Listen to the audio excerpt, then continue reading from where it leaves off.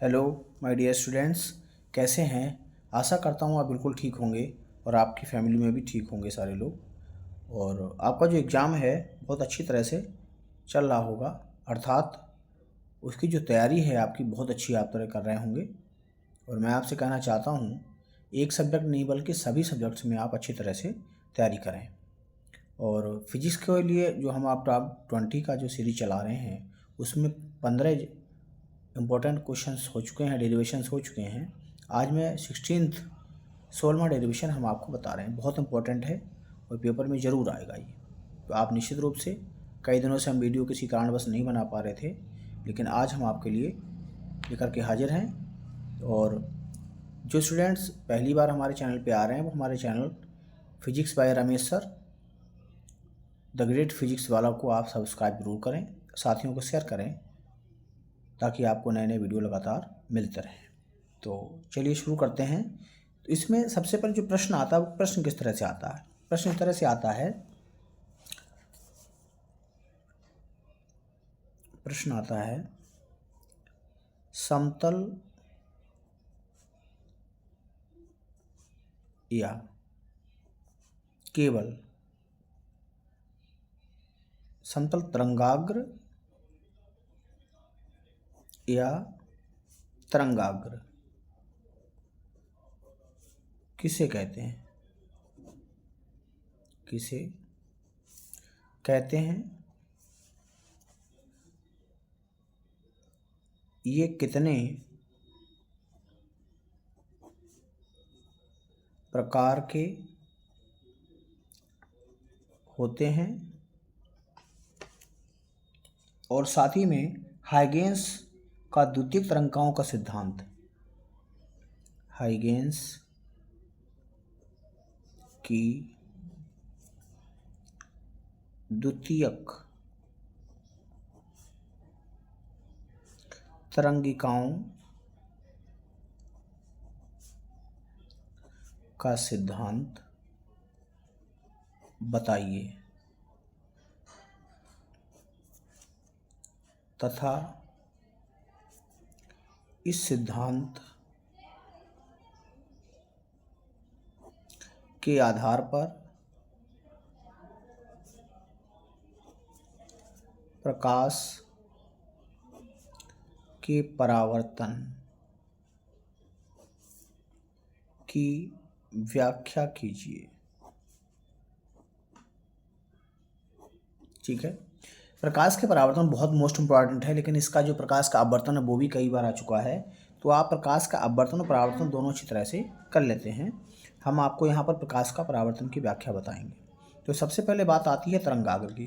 तरंगाग्र क्या होता है, यदि हम माध्यम में कोई ऐसा पृष्ठ खींचें कि जिसमें स्थित सभी कण कंपन की समान कला में हों, तो ऐसे पृष्ठ को तरंगाग्र कहते हैं।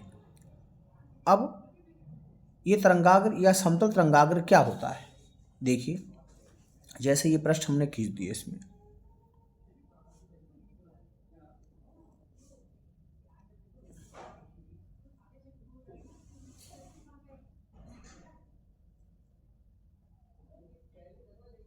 ये हम पृष्ठ खींच रहे हैं ऐसे करके।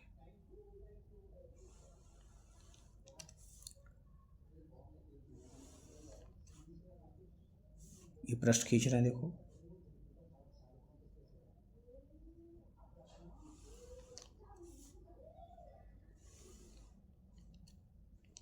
देखिए, और इससे जो है प्रकाश की जो किरणें हैं इनको पार करती हुई हम दिखा रहे हैं आपको, देखो इस तरह से।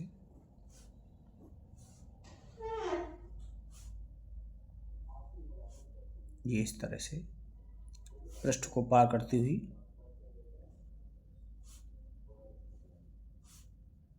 ये जा रही हैं और इस तरह से आर पार होती हुई इसको बाहर निकल जाती है। ठीक है, तो ये जो तरंगाग्र है ये आपका समतल तरंगाग्र कहते हैं।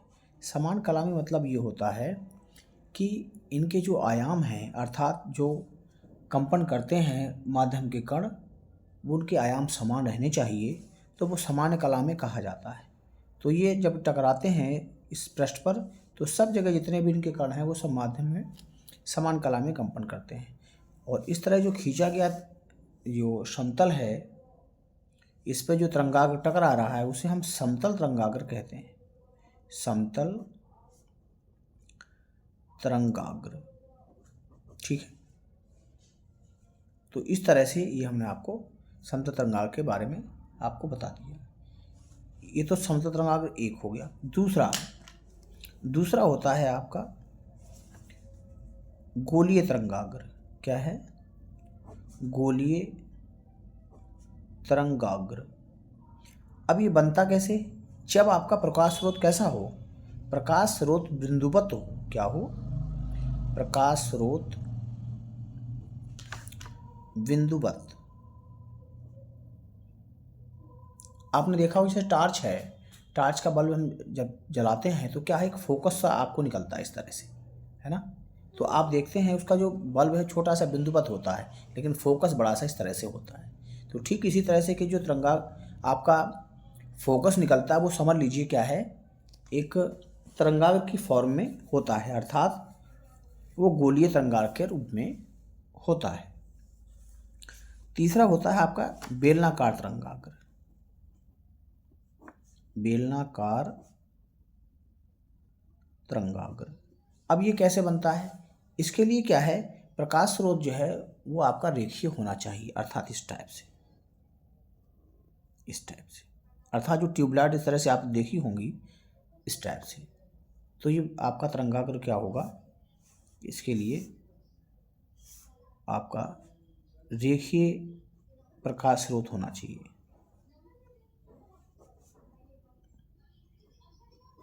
ठीक है, ये बात आप समझ गए होंगे तरंगाग्र क्या होता है, कितने प्रकार का होता है। अब इसमें है हाइगेंस का द्वितीयक तरंगाओं का सिद्धांत। हाइगेंस के द्वितीयक तरंगाओं का सिद्धांत क्या होता है, ये बात आप समझ लें अच्छी तरह से। जब ये जो प्रकाश है किसी माध्यम में चलता है तो आपको ये पता है अच्छी तरह से कि वो माध्यम के कणों से टकराता है। टकराने के उपरांत जो माध्यम के कण हैं उनसे भी क्या होती, प्रकाश की किरणें फैलती हैं। जैसे आपको उदाहरण में दूं, जो रेत के कण होते हैं आपने चमकदार देखे होंगे, जब उन पर प्रकाश पड़ता है तो ये भी चमकते हैं, अर्थात इनसे भी प्रकाश किरणें निकलती हैं। तो ये क्या करते हैं, ये नए प्रकाश स्रोत का कार्य करते हैं, जिसे हम क्या कर सकते हैं, द्वितीय प्रकाश स्रोत कह सकते हैं। और इनसे निकलने वाली जो तरंगिकाएं हैं उन्हें द्वितीयक तरंगिकाएं कहते हैं। एक बार फिर समझ लें आप कि जब प्रकाश स्रोत यानी मूल प्रकाश स्रोत से प्रकाश किरणें निकलती हैं, ये तरंगें निकलती हैं और माध्यम के कण पर टकराती हैं, तो वो माध्यम के कण नए प्रकाश स्रोत का कार्य करते हैं और इनसे जो तरंगें निकलती हैं उनको हम द्वितीयक तरंगिकाएं कहते हैं। और ये क्या होती हैं, प्राथमिक जो प्रकाश स्रोत है उसकी तरंगों के चाल के समान ही आगे गति करती हैं। ये बात आप समझ गए होंगे। अगर ये किसी माध्यम में स्थित जो तरंग स्रोत है, इससे निकलने वाली तरंगें जो हैं, आपको पता है, मैंने आप बता दिया कि द्वितीय तरंगिकाओं की तरह कार्य करती हैं टकराने के बाद। इसके बाद माध्यम में तरंगाग्र का संचरण किस तरह से होता है, तो पहले तो हेडिंग डाल ली जाए, हाइगेंस की द्वितीयक तरंगिकाओं का सिद्धांत। ठीक है, इसकी प्रक्रिया आपने पहला क्या है, जब किसी माध्यम में स्थित तरंग स्रोत से तरंगें निकलती हैं तो ये स्रोत के चारों ओर स्थित माध्यम के कण कंपन करने लगते हैं, जिस पर स्थित सभी कण कंपन की समान कला में अगर हैं तो उसे क्या कहा जाता है, वो आपका तरंगाग्र कहलाता है। और ये हम आपको ऊपर पहले बता चुके हैं। दूसरा पॉइंट इसमें, तरंगाग्र पर स्थित प्रत्येक माध्यम का कण एक नए तरंग स्रोत का कार्य करता है, जिससे नई तरंगें निकलती हैं और ये सभी दिशाओं में प्राथमिक तरंगाओं की चाल से चलती हैं। साथ में अभी तरंगाएं किस तरह से हैं, कैसे चलती हैं समान चाल से, एक हम इसका एनवलप खींचते हैं। मान लीजिए एक बिंदुवत प्रकाश स्रोत है ये, ठीक है, बिंदुवत प्रकाश स्रोत है, इससे जो है प्रकाश किरणें निकल रही हैं और इसके आगे जो है एक गोलीय, अब चूँकि बिंदुवत है इसलिए इसके आगे जो भी आपका तरंगाग्र होगा, सॉरी हाँ, वो आपका कैसा होगा, गोलीय होगा इस टाइप से। इसको ए भी तरंगाग्र है मान लीजिए। अब इससे क्या है, प्रकाश तरंगें चलेंगी और यहाँ पर ये एक कण है मान लीजिए 1 2 3 4 करके हम मान लेते हैं इनके लिए 1 2 3 4 5, ठीक है। तो अब इस प्रकाश स्रोत से निकलने वाली तरंगाएं क्या होती हैं, जब इस पर टकराती हैं तो इन कणों से टकराने के बाद इससे भी तरंगाएं निकलेंगी, अर्थात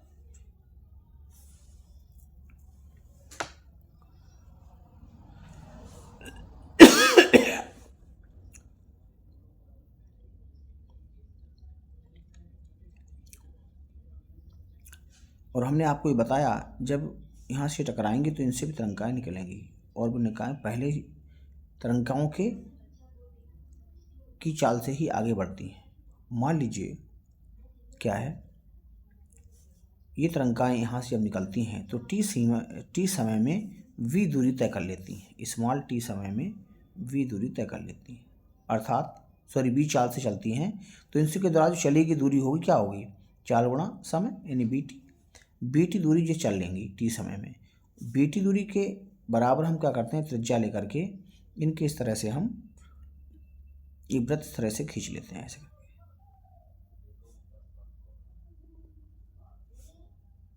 ऐसे हमने ये वृत्त खींच ली।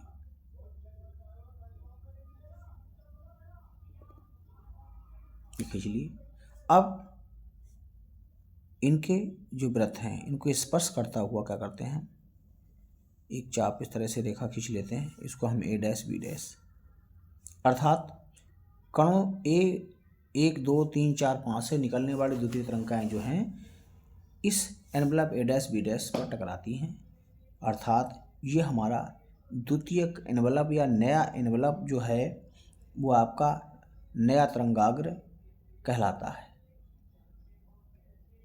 अब जैसे जैसे ये आगे बढ़ेगा वैसे ही क्या होगा, एक समतल तरंगाग्र के रूप में परिवर्तित हो जाएगा। इस तरंग पीछे जो एनवलप का ये भाग दिख रहा है, अगर हम इसको स्पर्श करते हुए और भी एनवलप खींच दें इस तरह से a double dash b double dash, तो हाइगेंस के द्वितीय तरंगाओं का जो सिद्धांत है वो इस एनवलप को व्याख्या नहीं करता है। अब हाइगेंस तरंगा के सिद्धांत की सफलताएं क्या क्या हैं, इससे हम क्या क्या व्याख्या कर सकते हैं। तो देखिए ये पेपर में आ सकता है इस तरह से कि हाइगेंस के तरंग सिद्धांत की सफलताएं बताइए। तो हाइगेंस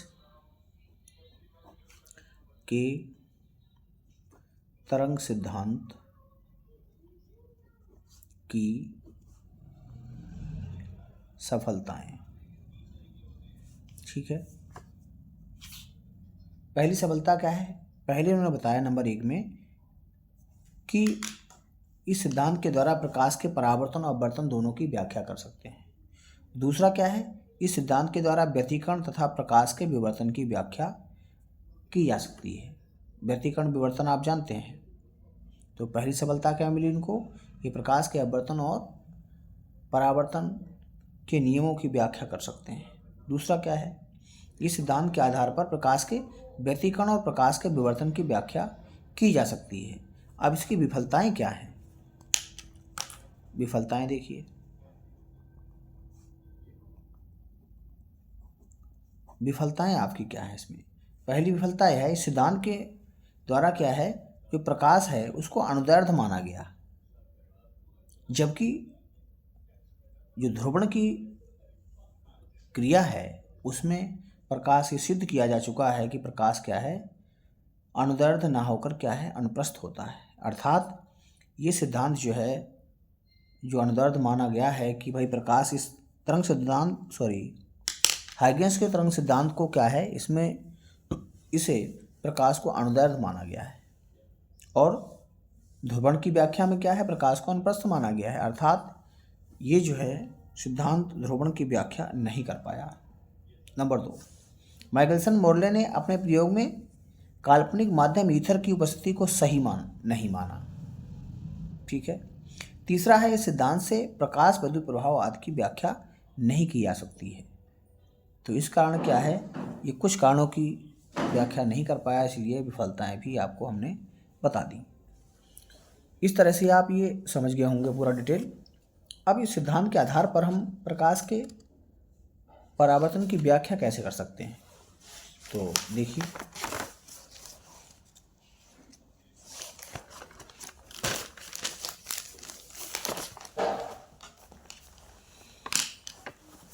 तरंग के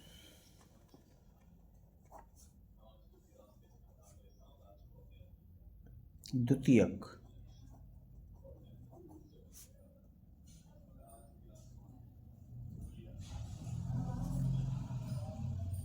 तरंग के नहीं बल्कि हाइगेंस के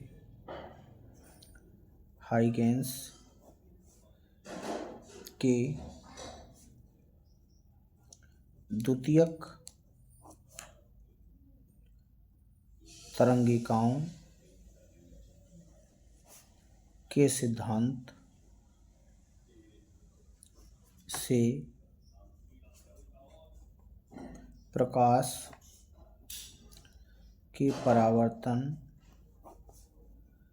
की व्याख्या। ठीक है, इसकी हम व्याख्या करते हैं। तो सबसे पहले क्या करते हैं, एक परावर्तक तल z ले लेते हैं।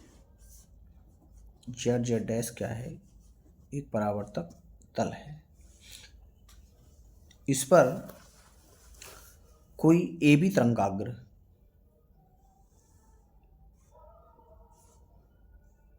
V चाल से आकर टकराता है और पृष्ठ के बिंदु A पर स्पर्श करता है। इस तरह से ये समतल तरंगाग्र है।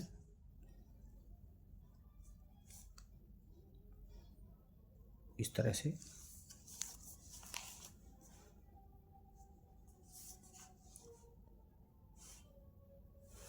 ठीक हो गया।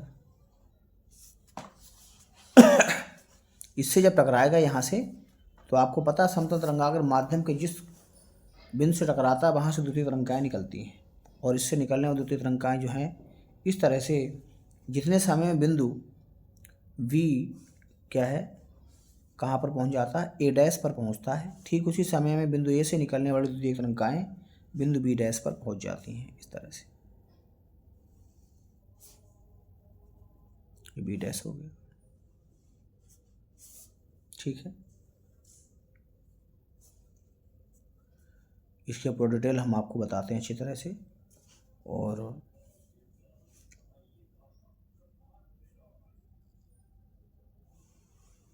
ये मैं आपको पहले खींच लूँ इसको सही से, फिर आपको बताते हैं। चित्र इस तरह से बन गया। ये अविलंब है, इधर भी अविलंब खींचेगा तो आपतित किरण और अवलंब के बीच बना कोण ये आपतन कोण हो गया आई आपका। ठीक है, और ये कोण भी आपका आई हो गया। इधर आपका ये कोण आपका परावर्तन कोण हो गया, ये वाला। ठीक है,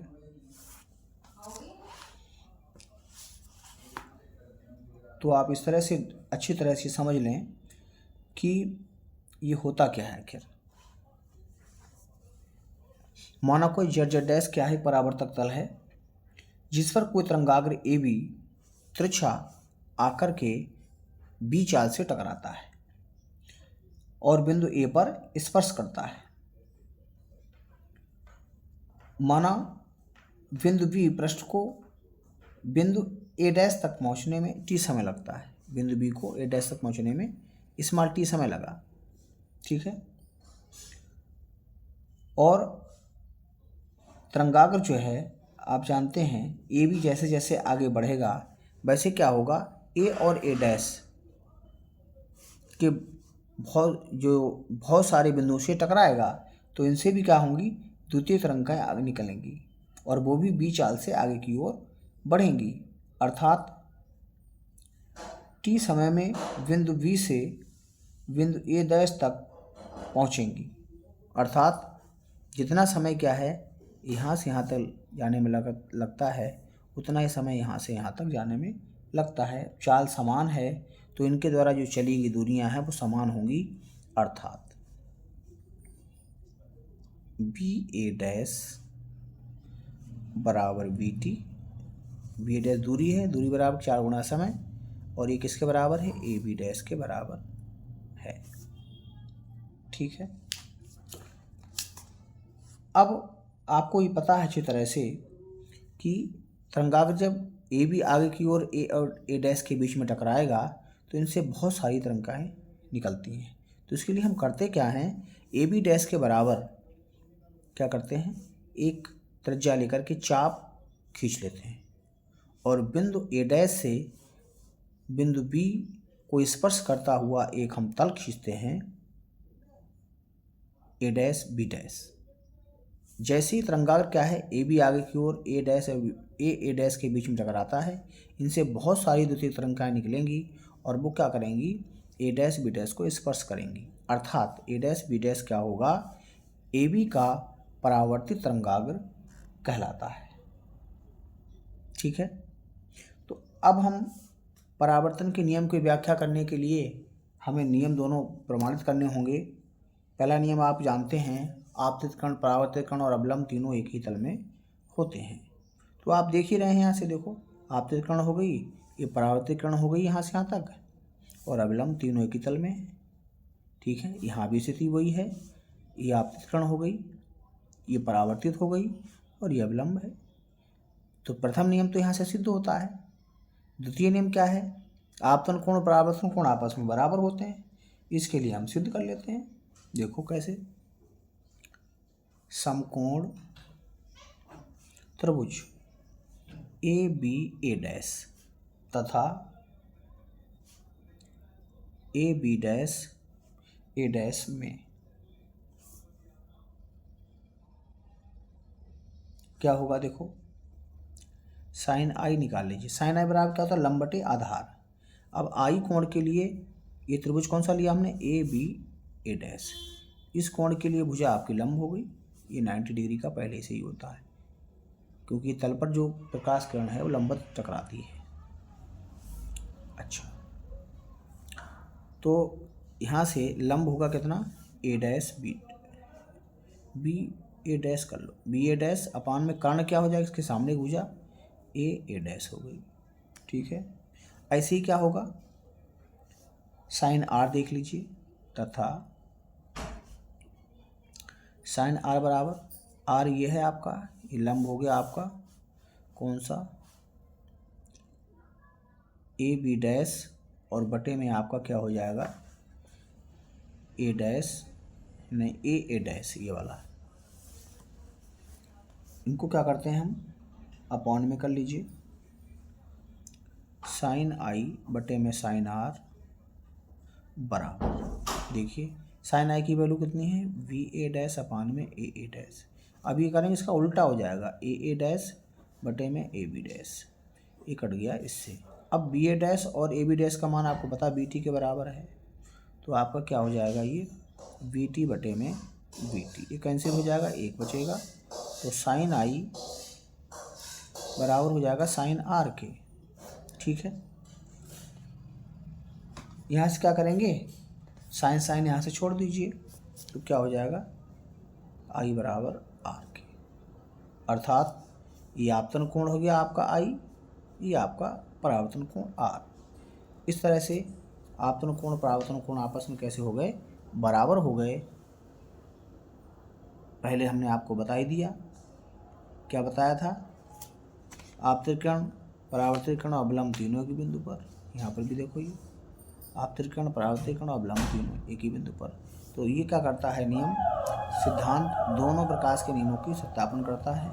इसलिए हम क्या कह सकते हैं कि हाइगेंस की द्वितीय तरंगाओं के सिद्धांत के आधार पर प्रकाश के परावर्तन की व्याख्या कर सकते हैं। आप लोग आवर्तन की व्याख्या भी कर लीजिए, क्योंकि दोनों में से एक जरूर आ सकता है कोई ना कोई, लेकिन पूरे चांस जो है परावर्तन की ज़्यादा हैं। तो डियर स्टूडेंट्स, आपने इसको सही तरीके से सुना, इसको तैयार कर लीजिए अच्छी तरह से, और अगला डेरिवेशन हम आपको 17वां डेरिवेशन भी कराएंगे। Thank you.